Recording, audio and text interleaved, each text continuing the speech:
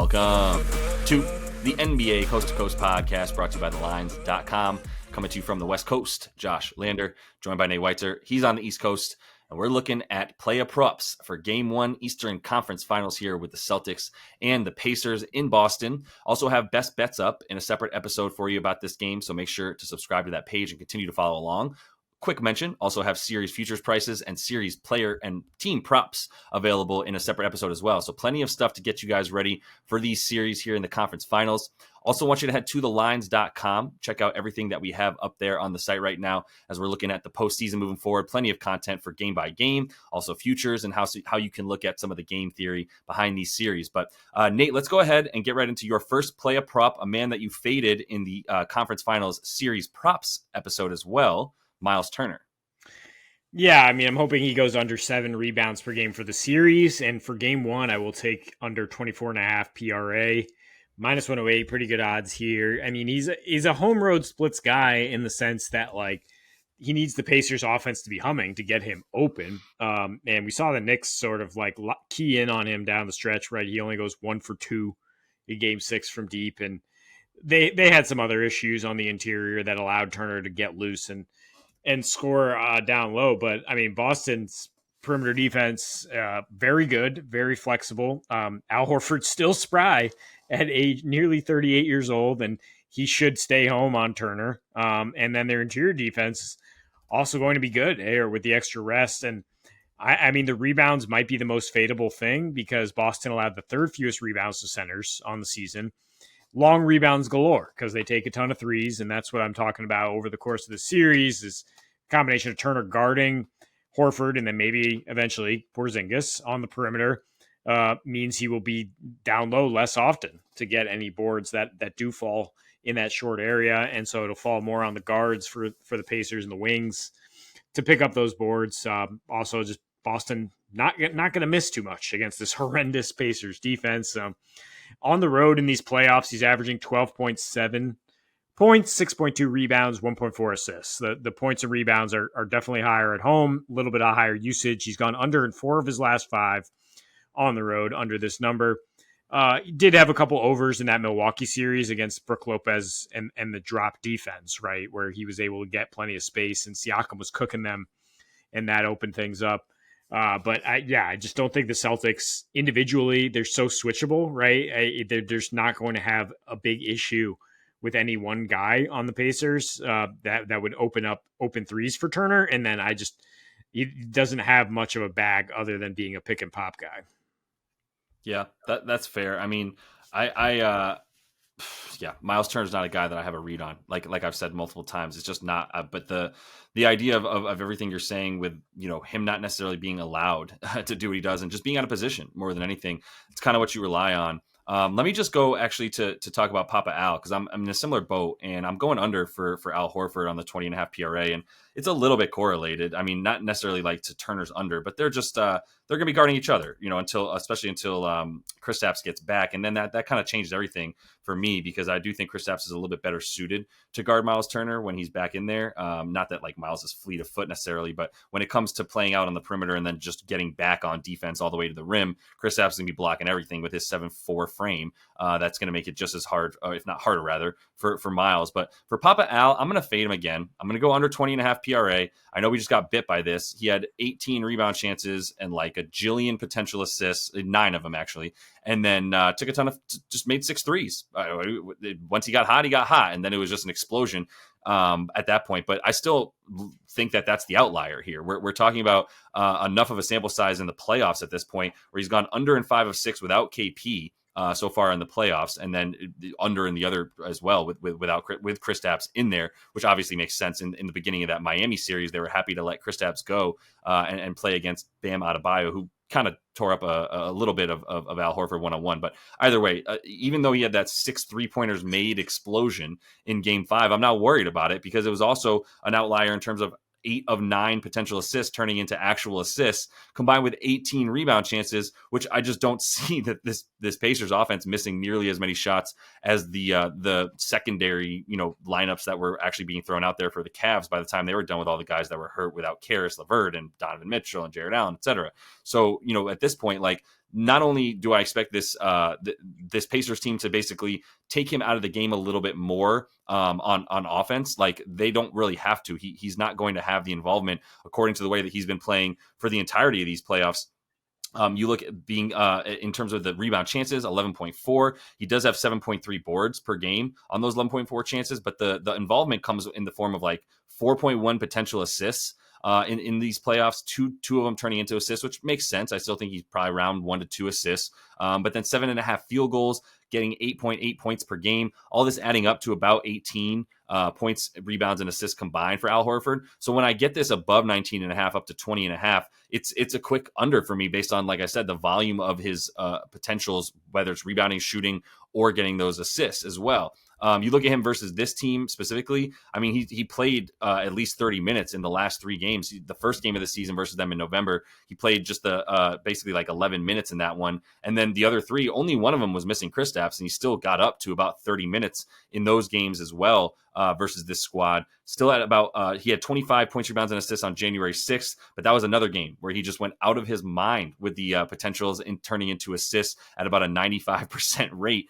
And things, like I said, in the playoffs, just a little bit different. He cut those potential assists in half for him at this point because it's not his job to be facilitating. He's not running those high pick and rolls nearly as much as he was, or the dribble handoff stuff either. And this is a situation where like space is better. Like keep him in the corner where he'll probably be a little bit more often than he was against other teams at this point, because the Indies defense up top, like you want there to be space. You want it to be one-on-one. They don't double team. They don't bring help enough or fast enough. And as a result, guys like Tatum and Brown should be able to get right around their defenders and get good shots inside the 3-point line. Yeah, maybe there's the opportunity for them to kick out at that point. But at that point too, like you've got a much better dude down low to help out than there used to be there in terms of Pascal, right? Like they didn't have a power forward before Pascal. That was a big part of guys being able to just sort of drop, or like Miles Turner rather, having to help out extra on defense so that he could and come off of his guy. But I don't think we're going to see that in this year. I don't think we're seeing Miles having to come off of his dude. We still have somebody better down there to sort of meet guys and to also just get those boards a little bit more easily with Pascal. So with that in mind, like that's actually deteriorated a bit of the need for Miles Turner to be as much of a shot blocker, which is not quite as much of what we've seen from him this season, which leaves him stuck to Papa Al Horford, which leaves not very many open corner threes against a team that's very good at limiting corner threes in general. Yeah, I mean, if they run him off the 3-point line, which Indy's done all year, then I think maybe the points will be hard to come by for Al. And then that was a crazy game in Game 5 for him to have 15 rebounds and like 7 assists, and just the MVP of that particular game. Right as we were both thinking, oh, he's ripe for an under, or everybody, overripe. Everybody was thinking that after he goes for 6 and 6. Yeah, the one concern for me is he's on extra rest, and maybe he still has that juice with the home crowd there, and he is still going to play heavy minutes. But yeah, I mean, maybe it just pendulum swings right back. I'm willing to take Drew Holiday to be a peripheral star here. I mean, I don't hate adding the points, but 9.5 rebounds and assists is what I'm going with here. I do think it's a good series for him to get his offense going. We know he's loved playing the Pacers and their diminutive guards in the past. He had a 51-point triple-double in the regular season against his team, right, when he was in one of his last days with the Bucks. And in 5 with the Celtics, he's averaged 14, 6, and 4.5. Really good shooting splits, 53, 48%.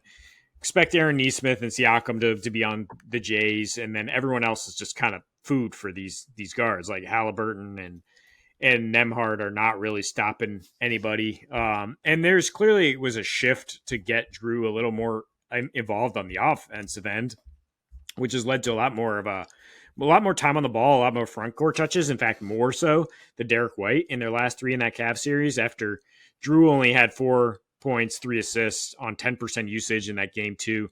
Rough one where, maybe the Cavs were cheating off him too much. Because like, this guy doesn't even shoot. But since then, 4.7 assists on 8.7 potentials. Derek White has gotten 4 on 5 potentials in those. And Drew led the team in secondary assists per game as well, playmaking out of that corner roll.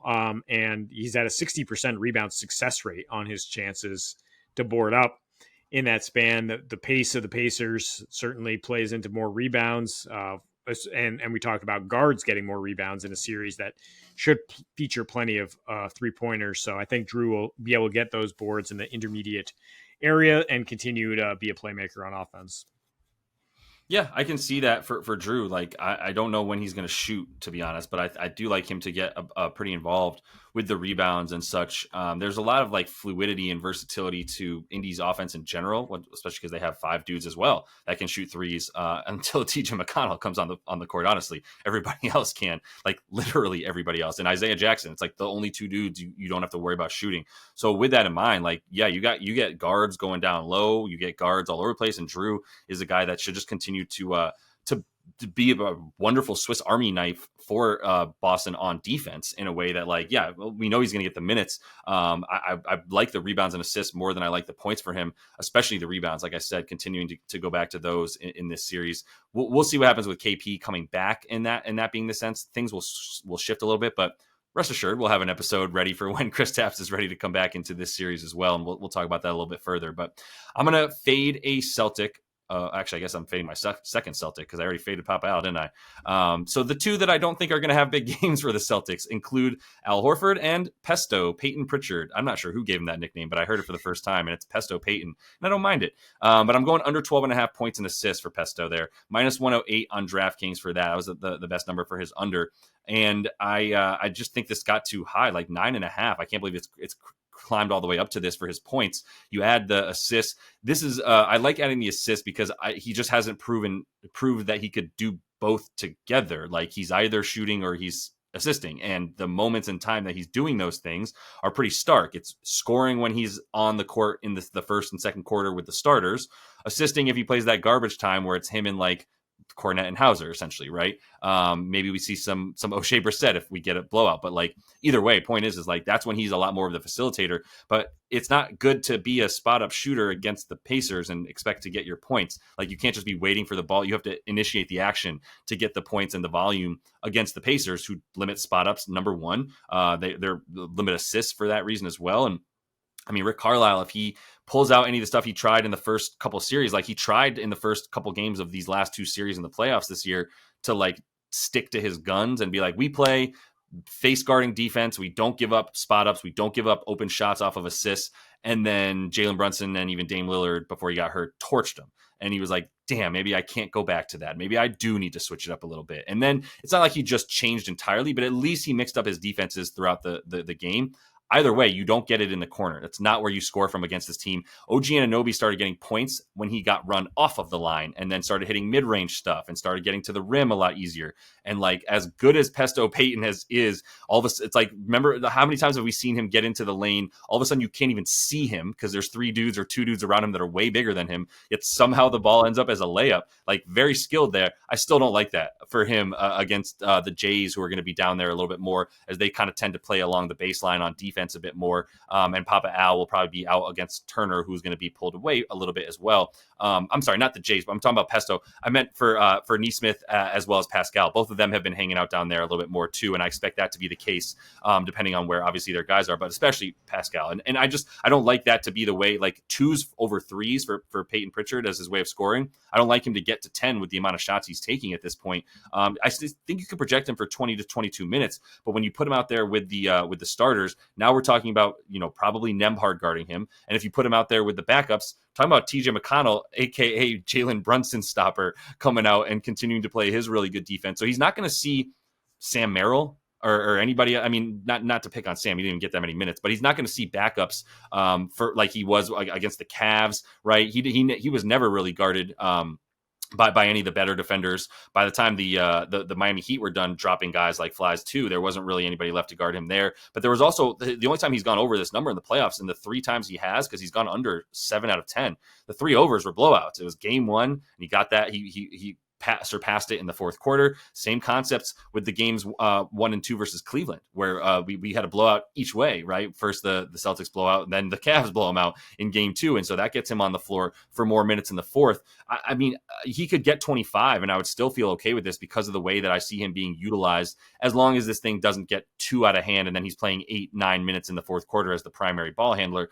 Okay, then we're in trouble. But I think we both like Indy to keep this thing close enough in the first half that like it's going to take a monster third quarter for for this thing to be over in a way that you just don't play your starters in the fourth quarter if you're Joe Mazzulla. So I think that is helpful for us keeping Peyton under in this one. And yeah, just the bench for Boston going to be a bit better than the benches that he's seen so far, as well as all those dudes were dropping for flies. I meant the Indy bench, really, really good. As we know, they're going to play all their dudes 20 minutes or so. And there's Ben Shepherd, by the way, another guy that I like that matchup for Indy just as much as I would for anybody because of the way that he's played excellent defense and the athleticism that he brings. So not going to be as easy for Pesto Payton. There's things going to drop down, I believe, back to like 7.5 points is a lot more likely where you see it. And even then, I'm scared to take an over for him. But 9.5 is too high. Add the assist. He can't do both. In case he goes off on one of them, I don't think it's enough of a usage for him to go over. That is a stupid nickname. I don't know where that came I'll from. tell you, man. But yeah, I think that the blowout situation is what we're looking at here. That, yeah, I mean, now that he is running more with the first unit, like it's just harder for him to accrue stats. I think he's a very good player, and capable of doing so. But like on basically an all-star team, like the usage should not be there too much unless this game is kind of a laugher at some point. And the Pacers are kind of underrated at terms of like limiting smaller guards, right? I think like guys like Drew and obviously the Jays are going to be problems for him, but I don't think Pritchard matches up that well against this team. Yeah, 100%. Yeah, the shorter guards. So that is all the time we have for you in this one, though. We continue to follow along. We got best bets up in a separate episode on top of these play up props coming back to you each and every day now throughout the postseason. So until we see you next, happy betting.